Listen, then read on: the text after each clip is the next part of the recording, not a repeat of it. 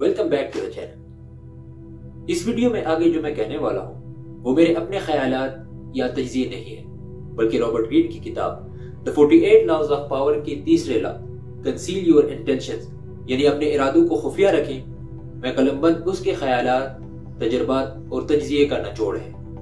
عام طور پر لوگ ایک کلی کتاب کی مانند ہوتے ہیں، وہ وہی کہتے ہیں جو ان کے دل میں ہوتا ہے، اپنے پلانز شیئر کرتے ہیں، اپنے گولز بتاتے ہیں، اپنی فیلنگز شیئر کرتے ہیں، اور یہ لوگ سوچتے ہیں کہ آنیسٹ ہو کے اپنے دل کی بات بتا کر یہ اگلے بندے کا دل جیت سکتے ہیں۔ لیکن رابرٹ گریڈ کہتا ہے کہ یہ لوگ بہت بڑے دھوکے میں ہیں۔ یہ دنیا اتنی سمپل نہیں ہے، لوگوں کو وہی سننا ہے جو وہ سننا چاہتے ہیں، ان کو آپ کی سچائی اور دل کی بات سے کوئی لینا دینا نہیں ہے۔ ایسے میں آپ کو بھی اپنے دل کی بات اور اپنے ارادے خود تک محدود رکھنے چاہیے۔ اصلاح کو اور بہتر سمجھنے کے لیے ایک مثال سے سمجھتے ہیں۔ ایک لڑکا تھا، مارکیز ڈی سیبینی، اس کی عمر 22 سال تھی۔ اسے ایک لڑکی پسند آئی۔ مارکیز کو محبت کے کھیل کا کوئی تجربہ نہیں تھا، تو وہ 17 سینچری کے سب سے مشہور طوائف نینون ڈی لانکلوس کے پاس گیا مدد مانگ۔ نینون کی عمر تب 62 سال تھی اور اسے محبت کے کھیل کا بخوبی تجربہ تھا۔ فرانس کے نامور شخصیات اس کے عاشق رہ چکے تھے۔ نینون نے مارکیز کو بتایا کہ محبت ایک جنگ کی طرح ہے اور وہ لڑکی ایک قلعے کی طرح جس کو فتح کرنے کے لیے ایک پلان کا ہونا بہت ضروری ہے۔ نینون نے مارکیز کو بتایا کہ اس لڑکی سے ایک فاصلہ بناؤ اور جب بھی اس سے بات کرنے کا موقع ملے تو ایک دوست کی طرح بات کرو۔ اسے یہ اندازہ بالکل بھی نہیں ہونا چاہیے کہ تمہیں اس سے محبت ہے۔ ان جگہوں پر جانا چھوڑ دو جہاں پر وہ تمہیں ایکسپیکٹ کرے اور ان جگہ پر جاؤ جہاں پر اسے تمہیں دیکھنے کی امید نہ ہو۔ نینون نے فرانس کی خوبصورت لڑکیاں مارکس کے ساتھ کر دی، جو اس لڑکی کے سامنے مارکس سے بے تکلفانہ انداز میں باتیں کرتی تھی۔ نینون کے اسٹرکٹ سے مارکس اور اس لڑکی کے درمیان فاصلے کم ہو رہے تھے۔ اب کچھ ہی ہفتوں یا مہینے دو کی بات تھی کہ وہ لڑکی مارکس کے پیار میں ہمیشہ کے لیے گرفتار ہو جاتی۔ لیکن اس سے پہلے ایک دن مارکس اور وہ لڑکی اکیلے تھے۔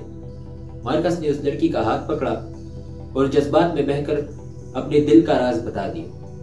اس نے بتا دیا کہ وہ اس سے پیار کرتا ہے اور سب کچھ ختم ہو گیا۔ اس لڑکی نے بہت پولائٹلی مارکس کو چھوڑ دیا۔ رابرٹ گریڈ کہتے ہیں کہ جیسے ہی مارکس نے اپنے ارادوں سے پردہ اٹھایا، this was no longer a game with moves. It was an artless show of passion. جو دیکھنے میں بالکل بھی خوبصورت نہیں ہوتا۔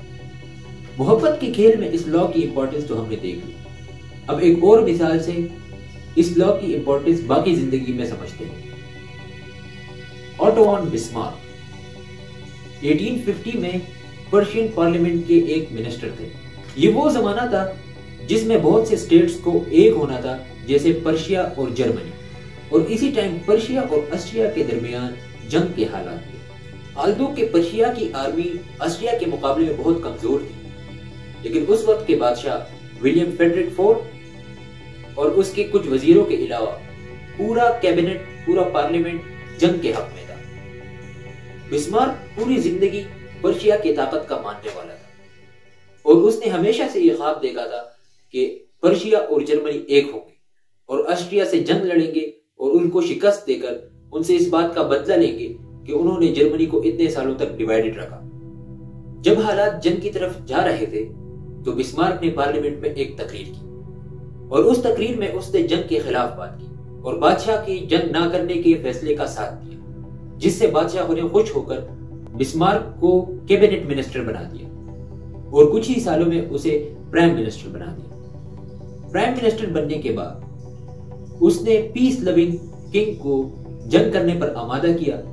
پرشیا نے آسٹریا کے ساتھ جنگ لڑی اور وہ جنگ میں جیت گئے۔ پرشیا اور جرمنی یونائٹڈ ہو گئے اور بسمارک کا خواب پورا ہوا۔ ان کہانیوں سے ہمیں یہ سبق ملتا ہے کہ چاہے محبت کا کھیل ہو، جنگ کا میدان یا باقی زندگی کے معاملات ہو، ہمیں اپنے ارادے، اپنے گولز اور اپنی فیلنگز خود تک محدود رکھنے چاہیے۔ آئی ہوپ آپ نے اس ویڈیو سے کچھ سیکھا ہوگا۔ See you in the next video. Till then, اللہ حافظ۔